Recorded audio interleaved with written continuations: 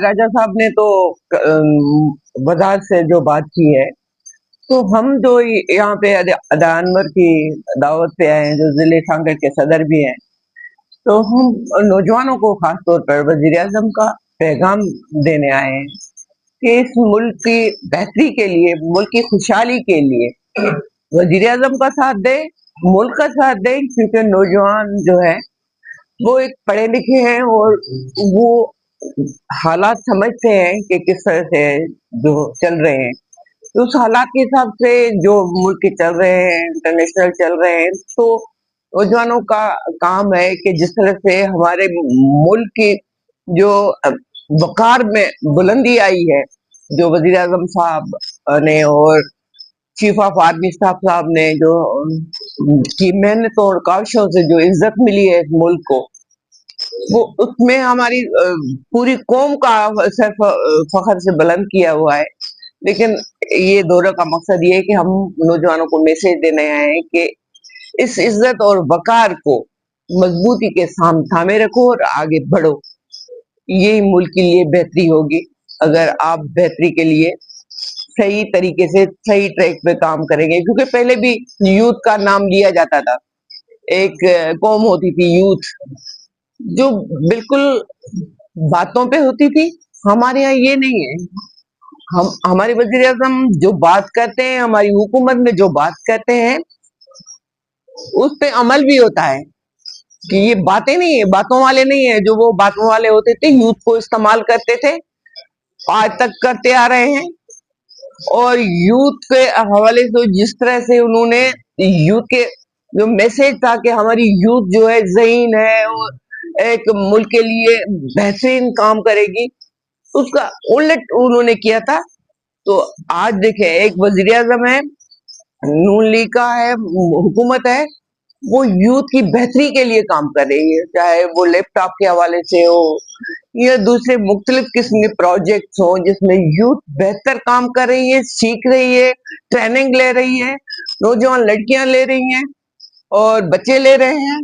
तो ये काम होता है कि मुल्क की बेहतरी के लिए किस तरह से है। तो हम मैसेज के इसीलिए ये मैसेज है आज का इस यहाँ पे प्रोग्राम में कि यूथ आगे बढ़े, आए हम आगे बढ़े मजबूत।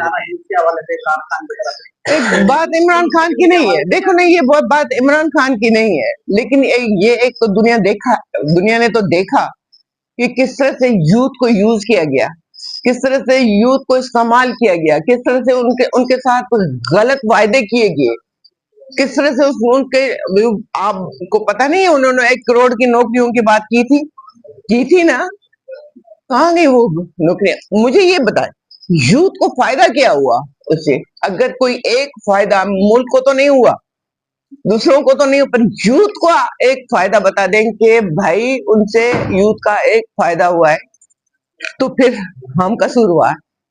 कोई फायदा नहीं, बल्कि मैं समझती हूँ कोई नुकसान हुआ, क्योंकि यूथ को गलत जुबान सिखाई गई।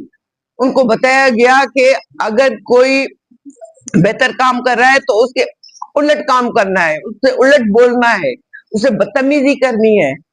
तो यूथ की जो गलत परवरिश हो रही थी वो उसी दौर में हुई थी। अब यूथ के लिए काम हो रहा है कि यूथ का जो असल मकसद है, क्योंकि हमारा मुस्तकबिल यूथ है, तो वो ये हुकूमत कर रही है, कर रही है आपके बगौर। तो आप लोगों का सारा जो जोर है कारकर्दगी के हवाले से वो सिर्फ पंजाब के ऊपर है, हालांकि आपके पास तो वफाकी हुकूमत है, आपको सिंध के लिए भी कोई ना कोई प्रोजेक्ट लाने चाहिए, सिंध के अंदर भी काम करना चाहिए। देखिए, पहली बात तो वजाहत तो की थी हमारे नौजवान ने, लेकिन बात ये है कि सूबे के अंदर जो कारकर्दगी वैसे होती है जो आमतौर पे डेवलपमेंट की, वो सूबाई हुकूमत का 18 अमेंडमेंट के हवाले से। वफाकी हुकूमत का जो काम है, तो मैं समझती हूँ कि शुरू से लेकर जब से नून लीग के लिए, सूबे के लिए, सिंध के लिए भी, खासतौर पे नवाज शरीफ के दौर में आपने देखा कि अमन अमान कायम हुआ था, इंटीरियर सिंध में भी डाकू राज था, और कराची हैदराबाद में जो है दहशत गर्दी थी, तो किसने किया था? नवाज शरीफ साहब ने किया था। और इसके अलावा जो मोटरवेज की जाल वो किसने बिछाई?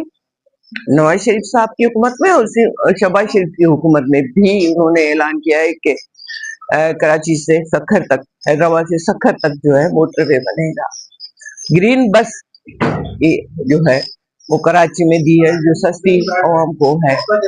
उसके अलावा जो है आपको K4 जो पानी का मसला कराची में, वो भी मुस्लिम लीग नून की हुकूमत ने जो है वो किया है।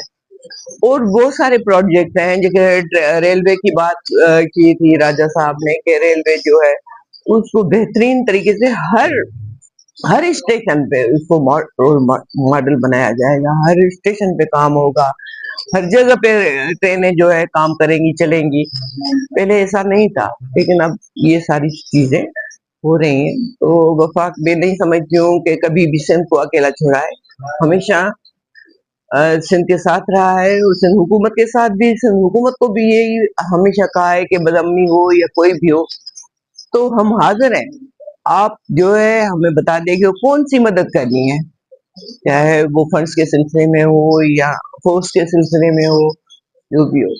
तो कभी मैं नहीं समझती हूँ कि वफाक ने सिंध को अकेला छोड़ा है।